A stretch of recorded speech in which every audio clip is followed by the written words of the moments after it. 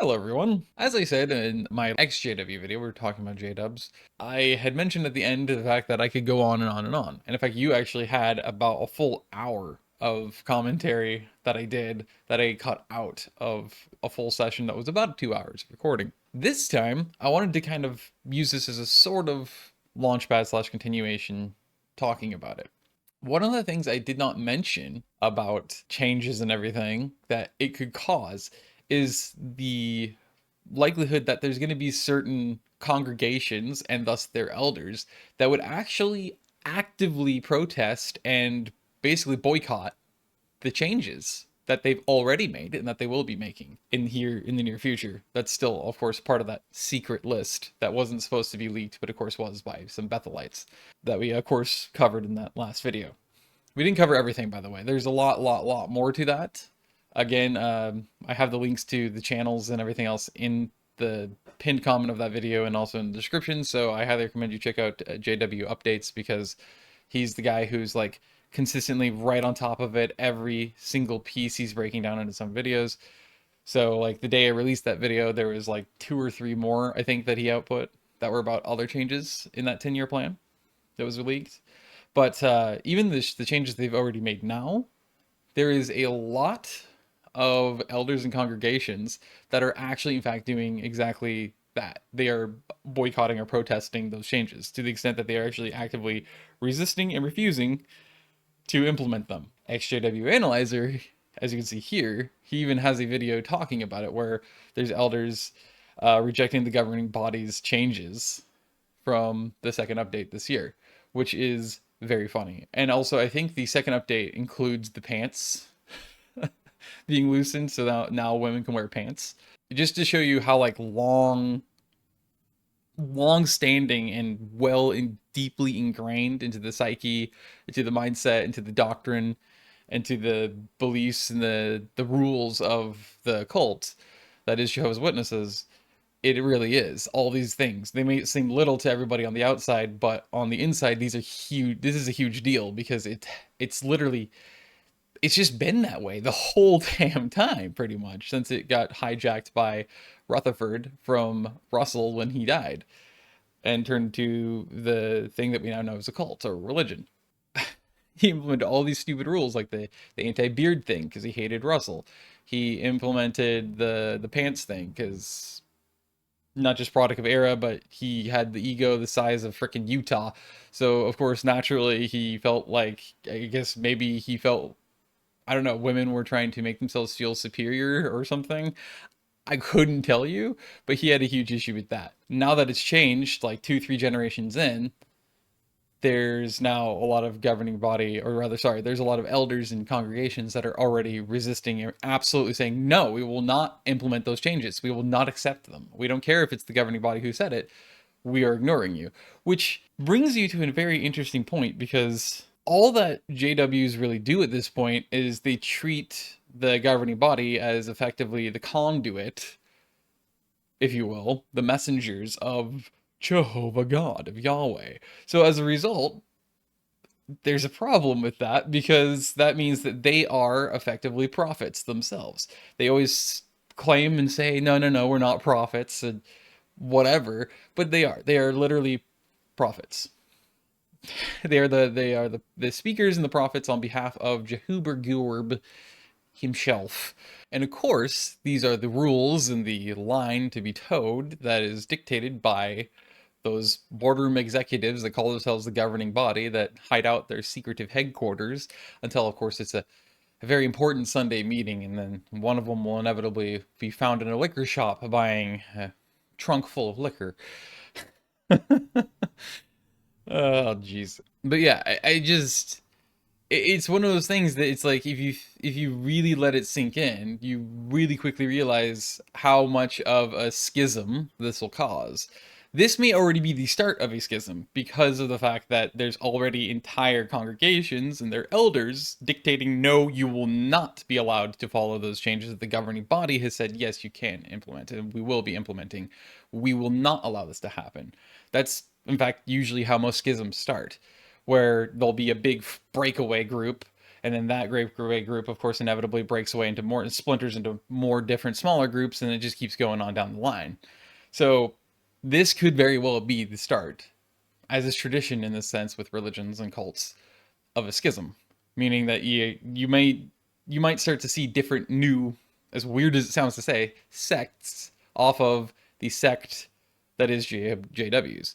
But it's an inevitability because this is like, again, it goes back to the corporatization, the corporatocracy, if you will, that is how the governing body, aka the Watchtower and Tract Society, operates. But you just look at it like a corporation. You pretend for a minute it's not a cult posing as a religion. You take away all of that stuff, including your personal experience, whether you're in or out, it doesn't matter. You look at it like you look at a lot of corporations that have gone under and they've actively imploded. This is exactly why and how this happens, is because of things like lawsuits and other things like that. They fall out of relevancy and popularity, which by Jehovah's Witnesses governing body's own self-admission, they are no longer relevant. And in fact, they are rapidly plummeting further out of relevance and into irrelevance. Obviously, the court cases don't help that. But it's literally a classic case of a corporation imploding actively. They know they're imploding, and they're desperately panicking, trying to do anything and everything they can to alter and change everything in a very intensely desperate panicked attempt to stop their inevitable demise and collapse from existence entirely. They are on their last legs and they know it. This is like the final, they're basically on their final blow. They can only take one more major blow and inevitably they will fully collapse in on themselves. And that's when you're going to start seeing bits and pieces and shards of what was left over at the end explode and fracture and ricochet all over the place, including little new sects, aka, again, schisms. You're going to start to see that. And I think we're already seeing it now, which is an inevitability because, again, they're just too desperate right now. So they're desperately making a lot of doctrinal changes. They're making a lot of changes to their rules, therefore, that have been, again, here since pretty much the inception of it as a religion/cult by Rutherford. You're screaming yourself basically into further into your own implosion, and you're screaming for schisms to just start explosively occurring.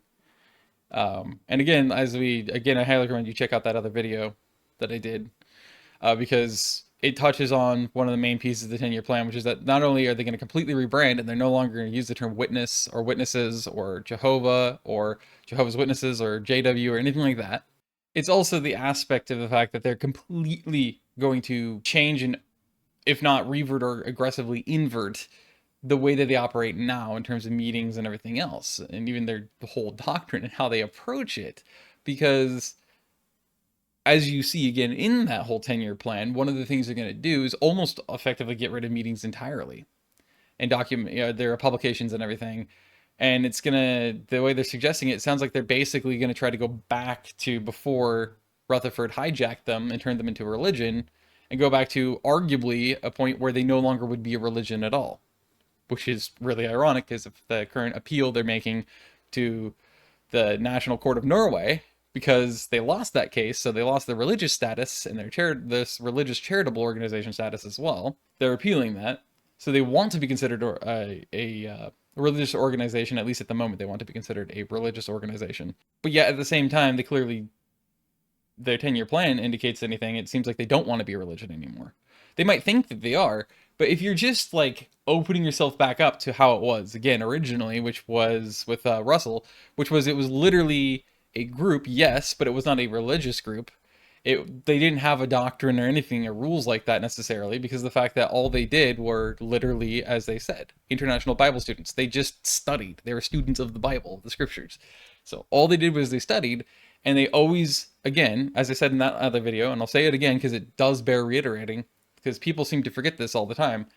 What they did was they actually consistently held events and encouraged people from all around the world, from any sect of religion, from any sects, from any religion whatsoever at all, even atheists or agnostics or agnostic atheists, which I am that one, or whatever, they'd have people from, or even just literary people, right? Like professors, people who study linguistics, especially historical ones, because again, everybody throughout history, languages shift and change heavily every like 100 years or so. So as a result, what they would have said or interpreted as 1,000 years prior to that point. So let's say the year, I don't know, 14, and then 1,000 years prior to that, that separation of 1,000 years in both sections is going to be entirely different interpretations and understandings of the words and what they were describing.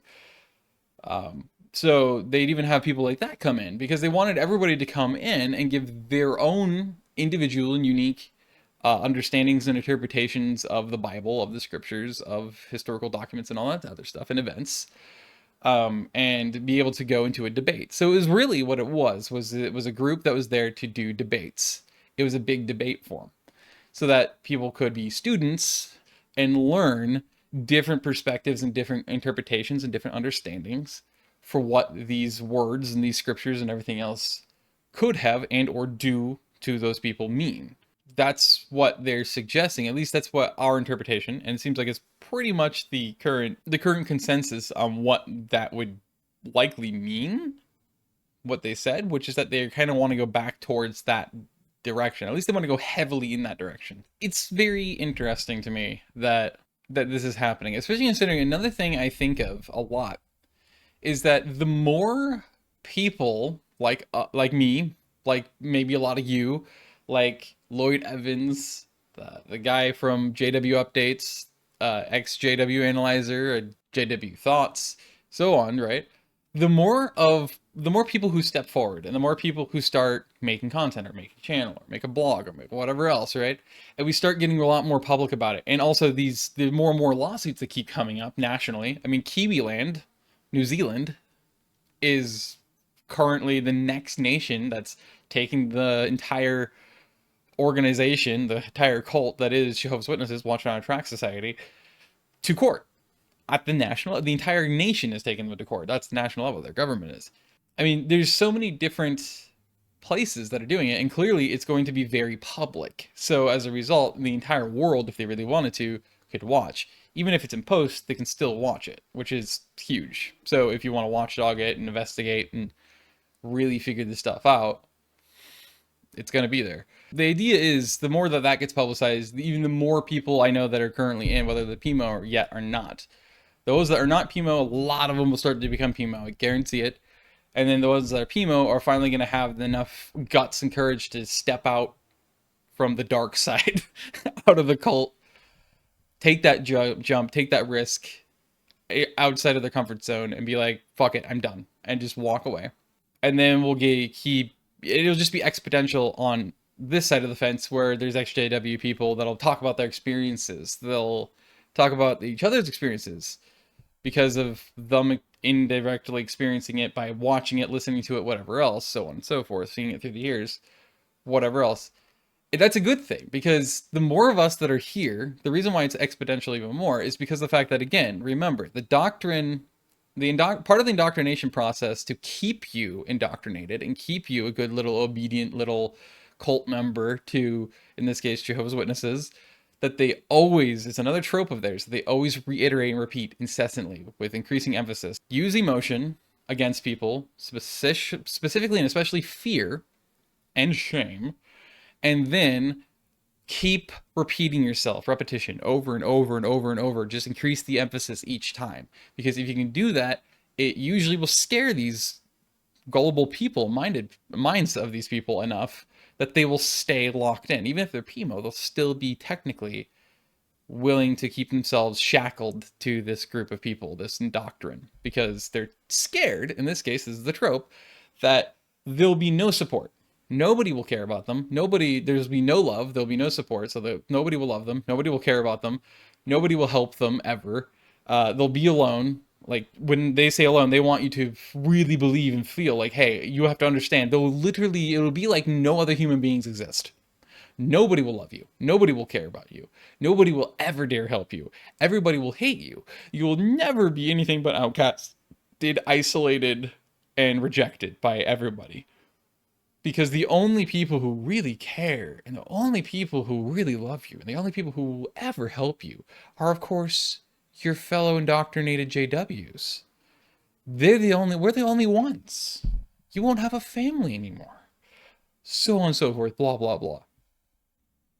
It's emotional manipulation. Plain and simple. That's what that is. If you couldn't already figure it out where I'm going with that and why it's related to the whole Ex-JW community growing, it's because of the fact that it feeds more Ex-JWs to come out and then begin to talk about their experience and eventually talk about how the cult works and how their doctrine is, you know, what their doctrine's like and how it's changed and how it's changing again and how they're desperate, how they're falling apart, how they're going to have schisms, everything else. Because the more of us that show up, especially in this very public sense, the more the community rapidly grows. The more they, still currently in the cult, will actually be watching and seeing this exact kind of video, this exact kind of content that people like us create, extra content. They'll see it, they'll watch it, even if they're doing it out of almost rage baiting themselves. They'll do it just because they're mad, because they want to write angry comments trying to say, these people are liars, or this people, you're like, oh, you're just another angry apostate, or, you know, whatever else. They'll do anything they can to invalidate, especially the really well indoctrinated ones and devout ones. But there'll be the quiet ones that may not comment on it. They'll see their fellow JW's comments. But I guarantee, especially if they're closer to PMO, if they are PMO, they'll leave. Because they'll realize that that whole emotional manipulation saying you'll be all alone, nobody will care about you, nobody will love you, is a fucking lie. Because look at how big this community already is, and look at how fast it's growing now. You add another one to there, because each individual one of these people, especially the PMOs, the physically in, mentally out, will leave, joining this community, realize how supportive it is. They might start speaking out, and now you just exponentially adding more and more and more. So it's beneficial even for the hateful, spiteful, ultra devout apologists and genuine JWs, not just apologists for them, to watch these videos and even leave these angry comments. Because the more they put that kind of narrative out there as a devout JW, the more they're going to push a lot of the people in the religion that are not as hardcore or not as well indoctrinated or not as fundamentalist as them. They're more actually genuinely still capable of compassion and still thinking for themselves, as hesitant and scared as they might be of it. It still happens. You're still an autonomous individual living being. Of course you're going to fucking have that slip through sometimes. You're going to push more of those people into PMO and then more quickly push them even the rest of the way out, basically, into the Ex-JW community. It feeds the fire. So as a reason, and it feeds and grows this community. So as a result, they're actually, it's equivalent to basically shooting themselves in the dick if they were a guy, where you're going to bleed out in 2 minutes. It's a weirdly specific analogy, but it's very fitting because it feels like a Barney Fife type of thing from the Andy Griffith Show, where he always shoots himself in the foot occasionally. That's basically what they're doing. They are shooting themselves in the foot or in the dick or, you know, wherever. They're shooting themselves, and then they're almost screaming at somebody who never touched a gun in their life, saying, "Why did you do this to me? How could you do this?"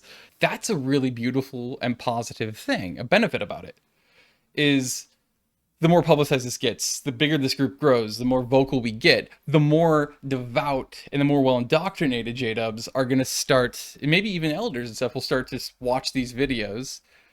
A lot of them, especially the more devout ones, will probably be very vocal and they'll probably comment about how it's an apostasy or whatever else. And also, they may actually reference or show certain people's videos or channels like this from the Ex-JW community as an example for like apostasy or something, and why like this is the dangers of listening to your own thoughts, and this is the dangers of not obeying the governing body or whatever else. And that's a beautiful thing. And this is a little bit off topic, but I do want to mention it. The amount of comments I got, which isn't as many as I could give, although they have been increasing. The latest set of views, it's on day 7 of being up. The prior video to this on JW stuff. It is the last 24 hours or so. It has gotten like a glut of comments that are people just upset at profanity, and one that's actually proud of it. It's such a unique position I'm in with that because, like, on one hand, I totally get excess because there's absolutely a line that you can cross where you're so excessive with it. If you think, you honestly believe that I'm just so loaded and laden in these videos with profanity, you have the rudest of awakenings to realize this is like, I might as well not even be using any compared to a lot of people in my generation, especially. Where like when we say every other word is fuck or fucking or whatever other tense of that word is that they're using, we mean it. Like it's literally every other word, or at the very least every other sentence. It's thrown in there another F-bomb, and it's so fucking annoying because it's so unnecessary, and it's just constantly the same stuff over and over and over and over and over again, and it just gets so overwhelming that you get really agitated by it, and you're just like, fuck this, I'm not gonna listen to you. You're a fucking idiot. I know the irony here. It's not even intended, but I love it. I think it's funny. I use it to like use for expression and thus emphasis. That's my way of doing it. It is subconscious, so I'm not actually thinking or strategizing what I'm about to say. I never do that. In fact, actually, that ties into my point here I'm getting to, which is that I only 8 years ago, 2016, I thought it was 2015. I was wrong. It was 2016. So I was 21 because I'm 30 now.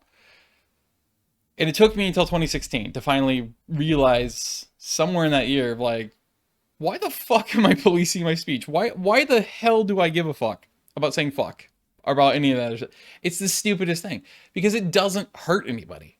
It doesn't change anything. There's no real impact. The only thing it hurts is people's egos. So who the fuck cares? Who in the fuck at some point in history came up with the idea that certain words are offensive, or certain words only can have ill intent, or certain words are bad, profane? I don't know. I don't even know if anybody, now or in history, even the experts, have any clue or any ability. It's not like you can carbon date words to even get close to figuring out who the flying figgity fuck decided, you know what would make sense? To randomly feel really, really offended and incensed by that particular word right there. I just don't like how it sounds, so I'm going to mean it has to have ill intent, and I hate it, and it's a bad word. It's profane. It's crude. How dare you? And then, like, everyone else, for some reason, just followed that one person. It's almost like, Jesus, a fucking random-ass carpenter, if he even existed. Who would have thought? Just a woodworker. Okay. And everybody followed. And then all of a sudden, that became universal for some reason. And with profanity, it's the same thing. I don't understand why you choose to stress yourself out, add stresses to your already probably very stressful life. It's been what little time you have left, probably working till the day you die as a cog in the corporate machine of the world, bitching, ironically, about people using the term bitching, or bitch, or ass, or asshole, or fuck, or fucking, or whatever. Why? Why? And that is a very conscious choice you're making, by the way. Why do that? Especially considering if you yourself are an ex-JW or an ex-religious person of some other much more fundamentalist type group like that, or high control or literal cults, what's the universal thing for them? Profanity is off limits. It's a grave sin, apparently. It's as if it's the most worst thing in the world. It's going to kill you or something. Like, why, if you've left, would you not, why wouldn't that be one of the almost the first things that you'd think, why the heck do I care? Like, why cling desperately to that one little piece of indoctrination, that one little piece of control that they have, and you're letting that hook still stay in your brain and be like, no, I'm going to remain offended by this. It's a waste of your time. It ties back into the beginning half of this whole little spiel, is that it was one of the most freeing And I genuinely say that. It's such a basic, little, tiny, simple thing. A total release. And ever since then, it's all been all about flow, like a flow state, including communication, thought, and everything else. I see it as like a dam in my flow. You do that, it ruins my ability to express myself. It stops me from being able to say what I really need or want to express and say. And then my brain works. I don't know if it's autism or whatever else, but it just burns it. And it pisses me off because it was something important or I was passionate about that I really wanted to get out. And I'll never get it back because you put a dam in my flow. Why do that? Just because you don't like hearing, you can't use that word around me because I don't accept it. How dare you?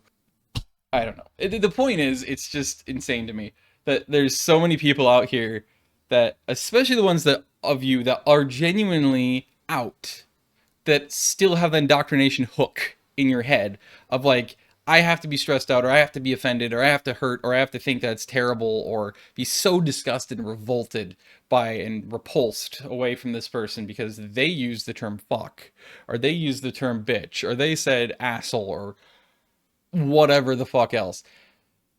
I mean, come on. Have enough self-respect to A, know your own intent, and respect for others to know that you shouldn't expect people to communicate the way that you do, or you shouldn't expect people to feel the same way about profanity. Because everybody's a unique individual living being. Unlike what Jehovah's Witnesses teach, which is that you need to deny yourself that individuality. You need to deny yourself the ability to think for yourself. That's dangerous because that's going to poison your mind with worldly satanic things. It opens your mind to Satan as a demon's influence if you ever dare think for yourself. No, you have to let the boardroom fuckers up in the governing body in New York, go and fucking tell you how to think, what to believe, how to think about things, what to think, so on and so forth. No, that's how you have to operate because it's God's word. It's obscene that like we're having to deal with that. We're like, you might be out, but you're still technically in. You're still controlled by a large portion of their manipulation. If you really still hold on to that, but you are supposedly an Ex-JW, you need to learn to, especially again, to respect yourself. You need to learn to recognize you're still being controlled. That is not you. That is the indoctrination at work still. It's still there. And I'm not suggesting or saying that that everybody's not unique, because they are. So obviously, and everybody's experience in life is different. Circumstances are different. So yes, certain people will take a hell of a lot longer to be able to see these things, figure them out, and then figure out how the heck to get the damn programming out of their head. You gotta have enough self-respect to recognize these things. They realize, no, I am wrong. Because they are wrong. And that's their programming. And I gotta do something about it. And again, like the best thing you can do is therapy. And in fact, now that I think about it, I want to mention this because I didn't mention this before either, but this is just, in general, this is great, even if it was on standalone, just as a little PSA. Because of how wildly common it is and how rapidly it's growing in commonality in terms of people that are exiting the cult of Jehovah's Witnesses and realizing they have a lot of trauma and they have so much deprogramming to do. Basically having to brainwash yourself all over again. There is so many people, and it's just growing exponentially. Not just in the US, but around the world, where people are leaving, they recognize all the problems, and they're like, holy shit. And then all this trauma and all this other stuff hits them, and they realize how much it's fucked them up. They still have a lot of programming, and they know it's wrong, but they have to go to war with themselves, and it's stressful and struggling as hell. So as a result, they go to therapy, which is the right choice, obviously. You got to go to therapy, whether it's a more in-depth, like, really great form of therapy, like EMDR and neurofeedback, which I highly recommend you do. Whether it's therapy, like typical talk therapy, whether it is specialized therapy like EMDR and neurofeedback, those are the two I recommend by far the most. even if you use the others as a stepping stone, the point is, as long as you make that effort and you go out there and you're dedicated to yourself and to fixing yourself and getting that help like that, it's the best thing you can do.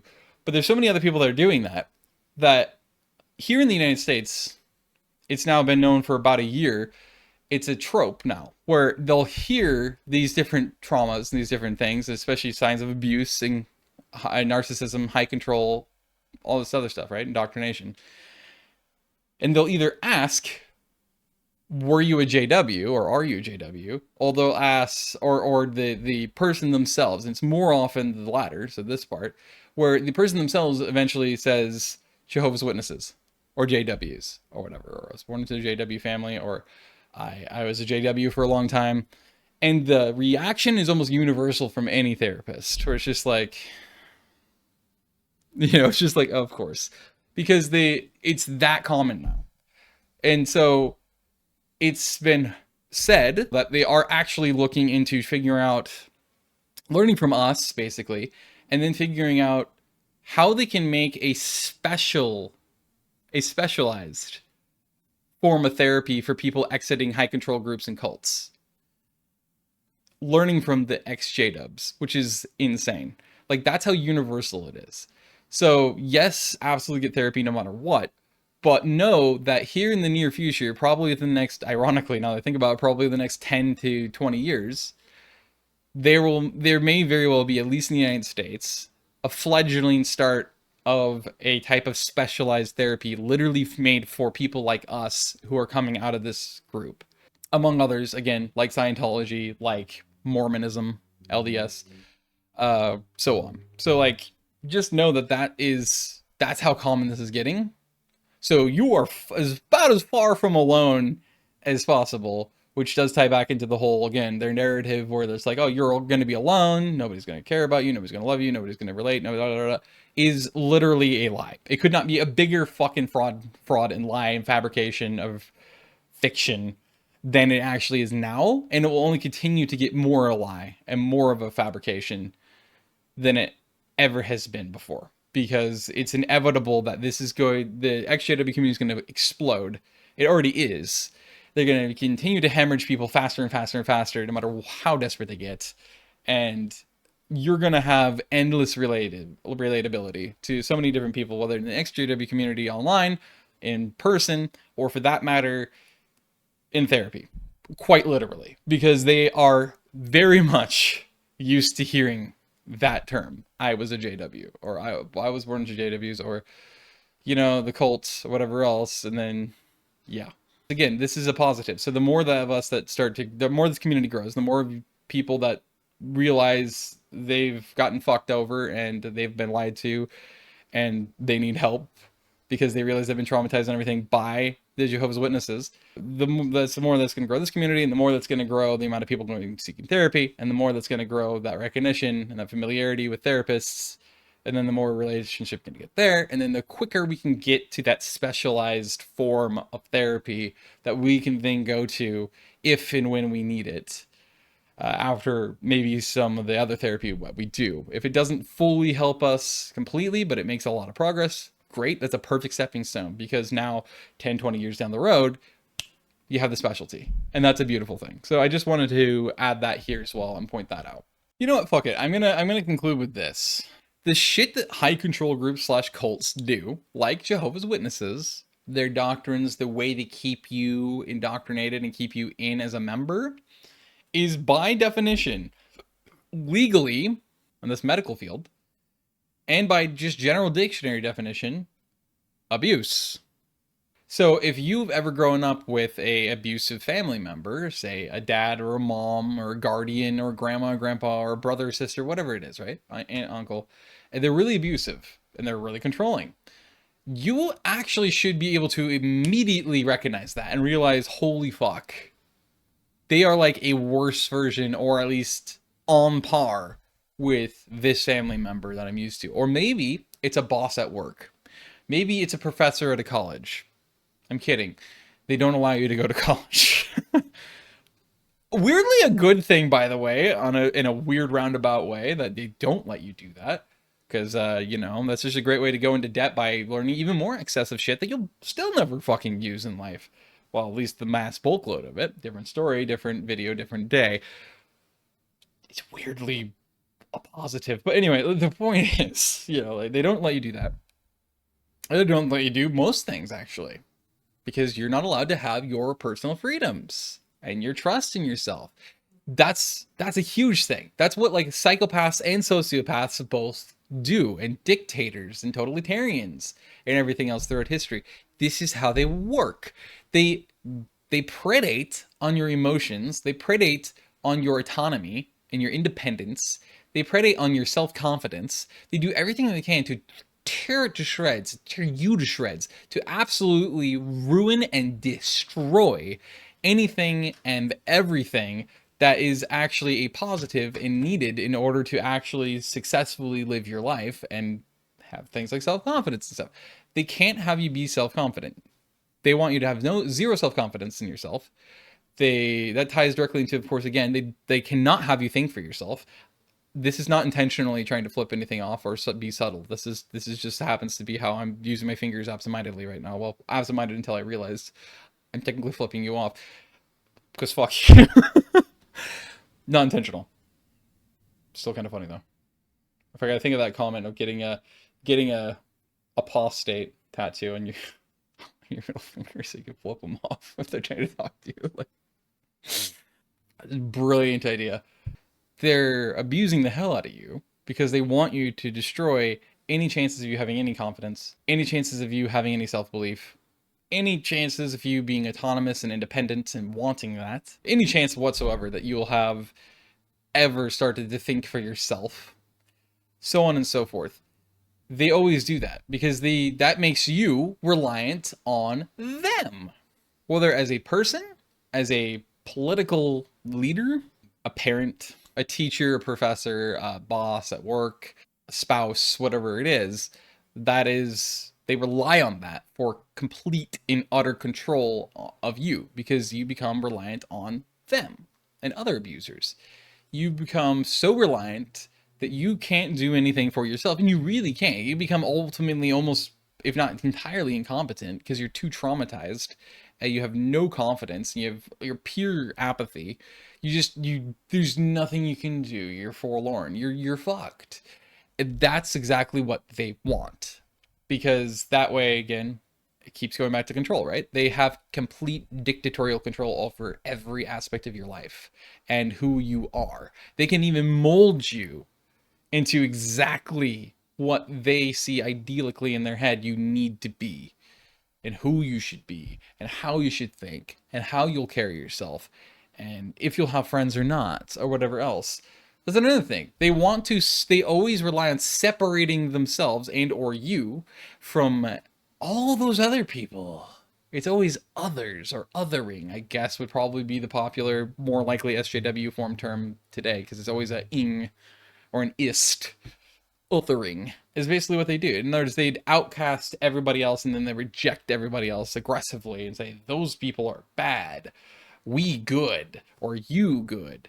But only if you toe the line and do everything we say and think everything we tell you to think and think how we tell you to think and do what we tell you to do at all times. It's universal. Absolutely. Mormons, Jehovah's Witnesses, Scientologists, and a lot of other more fundamentalist groups of religions are identical to how a lot of politics and politicians, governments at every level and around the world work and always have, so on and so forth, right? Your parents, possibly a spouse, a family member of any kind, a friend, a colleague, a coworker, a boss. Again, you get the idea, right? Somebody in a position of power that's they're going to abuse it because they know they can. That is universal across all these people and all these groups, including these religions that are really cults, as we've established many a time. Southern Baptists. I could go on. Kenneth Copeland worshippers. Joe Olstein. Yeah, so on. It is absolutely abuse, and that's all the more reason why we need especially once we leave, we need to reach out to other people that are experiencing going through this at different stages. But at the same time, we also need to make sure that we go to therapy for it and get the help we need and the aid we need and the support we need in order to do it. And also, never fucking fear switching providers, switching clinics, or switching therapists. Whether it's a psychotherapist, so psychiatrist, psychologist, or it is a typical, any kind of a therapist there. So whether it's a specialized one or not, never fear switching. It might be tedious. It might take time consuming. It might be stressful itself, but you owe it to yourself, especially self-respect, enough. Give yourself enough self-respect to help yourself and go make the switches if and when you realize you need to make it. If you do realize you're not really making any progress, you feel like they're asking the wrong questions, you feel like they don't really care, they're going too by the book, maybe they're literally referencing books that clearly are for helping diagnose you, whatever it is, or they just want to give you pills. I don't care. Whatever the situation is that you're not comfortable with, switch. Because eventually it's inevitable you will find one that you will click with. But you have to click. If you don't click with that person, your therapist, whatever form they are, you'll never get the help you need, and you'll never really get better. You have to be willing to make that switch too. I've now been going on for an hour and 45 minutes. Ooh, this is suddenly wound up very similar to the last video recording session. Do not be afraid to speak out and express yourself. Even if you know there's going to be a lot of people that'll come and attack you, or a lot of people that'll hate on you. But like, don't be afraid. Speak out. Speak your truth. As cliche as that might sound, and as like, oh God, not you too.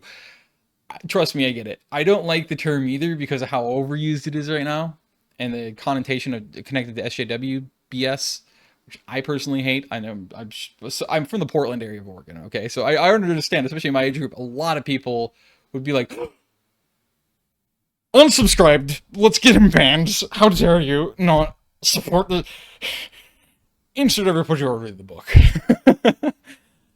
But that's the thing, right?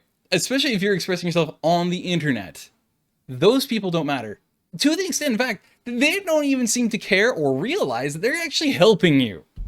Every hating comment, every slanderous thing that they comment on a video, every share they make is helping you. They're helping you and your video hit the algorithm harder.